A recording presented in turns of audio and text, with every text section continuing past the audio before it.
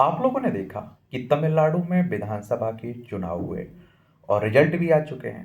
किसी भी पार्टी को बहुमत नहीं मिला, लेकिन जो टीवी के है ना, नई पार्टी है, विजय थालापति जो अभिनेता है ना, उन्हीं की पार्टी है। इन्हें 108 सीटें, सबसे ज्यादा सीटें मिली और बहुमत के लिए कितनी चाहिए? 118 सीटें चाहिए, लेकिन बहुमत इनके पास भी नहीं हासिल हुआ। क्या होगा अगर टीवी के सरकार नहीं बना पाती है, इसके बारे में बात करते हैं। तो तमिलनाडु विधानसभा चुनाव के नतीजे घोषित हुए 4 दिन हो चुके, लेकिन अब तक यह तय नहीं हो पाया कि सरकार कौन बनाएगा। सबसे ज्यादा सीटें जीतने वाली एकल पार्टी होने के नाते एक्टर विजय की तमिलगा बेत्री कड़गम टीवी के ने तमिलनाडु के कार्यवाहक राज्यपाल राजेंद्र अल्लेकर को पत्र लिखकर सौंपकर सरकार बनाने का दावा पेश किया। लेकिन राज्यपाल अर्लेकर ने सरकार गठन के लिए जरूरी 118 विधायकों के समर्थन की कमी का हवाला देते हुए विजय को आमंत्रित करने से इनकार कर दिया।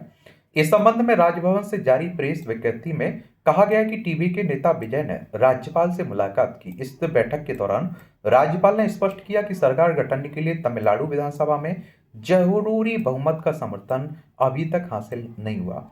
6 मई को पहली बार राज्यपाल से मुलाकात कर पत्र सौंपने के बावजूद सरकार बनाने का न्योता नहीं मिलने के बाद विजय ने 7 मई को फिर से राज्यपाल से मुलाकात की। इस बार उन्होंने भारतीय राष्ट्रीय कांग्रेस के 5 विधायकों के समर्थन पत्रों के साथ सरकार बनाने का दावा किया। इसके बाद ही यह प्रेस विज्ञप्ति जारी की गई है और यह राज्यपाल के फैसले पर भी सवाल खड़े हो रहे हैं, क्योंकि जब किसी भी पार्टी को बहुमत नहीं मिलता है ना, तो राज्यपाल का एक कर्तव्य रहता है। ये अभी तक देखा भी गया कि जो सबसे बड़ी पार्टी रहती है ना, उसी को सरकार बनाने के लिए बुलाया जाता है। और राजभवन में बहुमत साबित नहीं होता है, फैसला नहीं होता है, वो विधानसभा के पटल पर होता है। अटल बिहारी वाजपेयी का याद होगा, 13 दिन तक प्रधानमंत्री रहे थे। सबसे बड़ी पार्टी बीजेपी थी, इसलिए उन्हें प्रधानमंत्री पद के लिए बुलाया गया था। देवेंद्र फडणवीस महाराष्ट्र का मामला याद होगा आप लोगों को जेडीएस का मामला याद होगा कर्नाटक का। तो यहाँ राज्यपाल लेकिन कहा जा रहा है कि क्या कर रहे हैं, अपने पद का दुरुपयोग कर रहे हैं। ऐसा भी बहुत सारे लोग कह रहे हैं। और इस घटना के बाद इस बात को लेकर संदेह पैदा हो गया, क्या टीवी की सरकार बना पाएगी? साथ ही अगर उसे मौका नहीं मिला तो अगली सरकार कैसे बनेगी, इसको लेकर भी सवाल उठने लगे हैं। टीवीके के सरकार बनाने की क्या संभावना है? टीवीके ने 108 सीटें जीती, चूंकि 2 सीटों से जीतने वाले विजय को 1 सीट से इस्तीफा देना होगा, इसलिए पार्टी की संख्या घटकर 107 रह जाएगी। उस स्थिति में सदन की कुल संख्या 233 हो जाएगी और बहुमत के लिए 117 विधायकों का समर्थन पर्याप्त होगा। यदि विधानसभा अध्यक्ष स्पीकर टीवीके का होता है, तो उस सूरत में बहुमत तक पहुंचने के लिए पार्टी को 11 और सदस्यों के समर्थन की जरूरत पड़ेगी।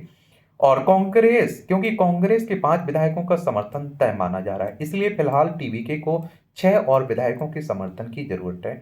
ऐसे में दो दो सीटों वाली भारतीय कम्युनिस्ट पार्टी, मार्क्सवादी और सीपीआई ने भी टीवीके को समर्थन देने के संकेत दिए हैं। इंडियन यूनियन मुस्लिम लीग, जो आप देखते हैं केरल में कांग्रेस की सहयोगी है, ने भी 2 सीटें हासिल की हैं और उसने भी संकेत दिया कि वह अगली सरकार को रचनात्मक और आलोचनात्मक समर्थन दे सकती है। इस तरह टीवीके प्लस की कुल संख्या 119 तक पहुंच सकती है, जो बहुमत के आंकड़े से आगे है। अगर वे समर्थन पत्र के साथ फिर से सरकार बनाने का दावा पेश करते हैं, तो राज्यपाल को उन्हें सरकार गठन के लिए आमंत्रित करना पड़ सकता है। यदि अस्थायी स्पीकर के चुनाव के समय एक सदस्य की संख्या कम होती है, तो किसी बाहरी पार्टी के विधायक को अस्थायी स्पीकर बनाया जा सकता है। यदि यह भी संभव नहीं होता है, तो कानूनी विशेषज्ञों का कहना है कि विश्वास मत कराने के लिए हाईकोर्ट के मुख्य न्यायाधीश को अस्थायी स्पीकर, रिटर्निंग ऑफिसर नियुक्त किया जा सकता है। विजय चुप क्यों है, खुलकर क्यों नहीं बोल रहे हैं, ये भी बात आ रही है। तो राजनीतिक विश्लेषक राजन कुरई कृष्णन ने बीबीसी से बातचीत में कहा, विजय सबसे ज्यादा सीटें जीतने वाली पार्टी के नेता के रूप में सरकार बनाने का दावा कर रहे हैं। उन्हें सिर्फ दिए गए समय के भीतर विधानसभा में अपना बहुमत साबित करना है। अगर द्रविड़ मुन्नेत्र कड़गम डीएमके विश्वास मत के दौरान मतदान में हिस्सा नहीं लेती, तब टीवीके को सदन में बहुमत हासिल करने में समस्या नहीं होगी। उन्होंने कहा कि लेकिन यह कहना कि केवल स्पष्ट बहुमत होने पर ही उन्हें बुलाया जाएगा, ये राज्यपाल का अपनी शक्ति का दुरुपयोग करना है, क्योंकि हमारे देश में इस तरह के पहले भी कई मामले आए। समझ रहे हैं आप? दुख की बात यह है कि इस मुद्दे पर विजय को खुद खुलकर बोलना चाहिए, जो वो नहीं कर रहे हैं। विजय ने अभी तक पत्रकारों से मुलाकात नहीं की। कम से कम अब उन्हें मीडिया से मिलना चाहिए और सरकार गठन के लिए राज्यपाल के रवैये पर सार्वजनिक रूप से अपनी बात रखनी चाहिए। प्रोफेसर राजन कुरई कृष्णन ने कहा कि नरेंद्र मोदी प्रधानमंत्री बनने के बाद पत्रकारों से नहीं मिले थे। उन्होंने कहा मुख्यमंत्री बनने से पहले मोदी 20-25 साल तक एक कार्यकर्ता रहे थे।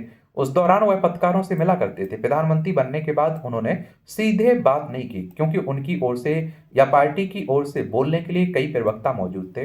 लेकिन विजय ने अभी अभी राजनीति में कदम रखा है। उन्हें मुख्यमंत्री बनने का मौका मिला है, उन्हें खुलकर बोलना चाहिए।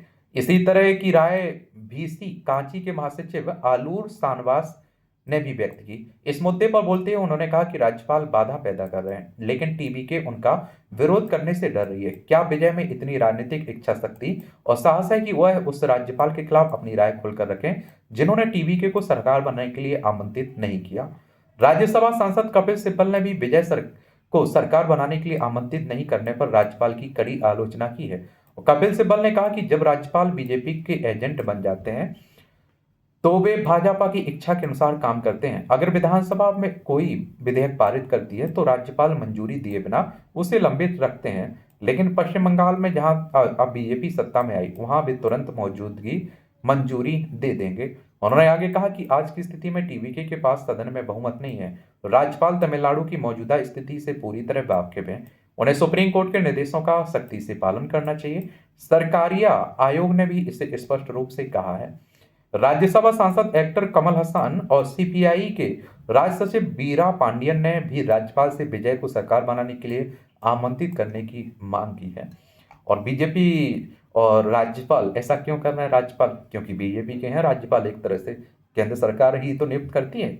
समझ रहे हैं आप? वो भले ही राष्ट्रपति करते हो लेकिन केंद्र सरकार जिसे चाहती है उसे बना भी देते हैं, ये आप सभी जानते हैं। इसलिए आप देखते हैं कि अगर डीएमके और एआईडीएमके मिलकर सरकार बना ले बीजेपी को परेशानी नहीं होगी। उन्हें लगता है कि अगर विजय, एक्टर विजय को, टीवी के को अगर यहाँ सरकार बन गई, उनका जम गया, तो यहाँ विस्तार करना पार्टी का मुश्किल हो जाएगा बीजेपी के लिए। क्योंकि डीएमके एआईएम डीएमके को देख चुकी जनता, ऊब चुकी है, तो बीजेपी के लिए सबसे ज़्यादा मौका है यहाँ। लेकिन अगर एक्टर अच्छा काम करते हैं, विजय थालापति अच्छा काम करते हैं, उन्हें तमिलनाडु की जनता पसंद करने लगती है, तो बीजेपी लंबे समय तक यहाँ पाँव नहीं पसार पाएगी। समझ रहे हैं आप? तो बीजेपी भी चाहती है कि इनकी सरकार ना बने, वो दोनों गठबंधन करके बना लें, उसके बाद अगली सरकार बीजेपी की बन जाए तो कोई हैरानी नहीं होनी चाहिए आपको। समझ रहे हैं? क्योंकि बीजेपी कोशिश करती रहती है, लेकिन देखते हैं आगे क्या क्या होता है। धन्यवाद। आप लोग क्या सोचते हैं? अपनी राय जरूर बताया करिएगा।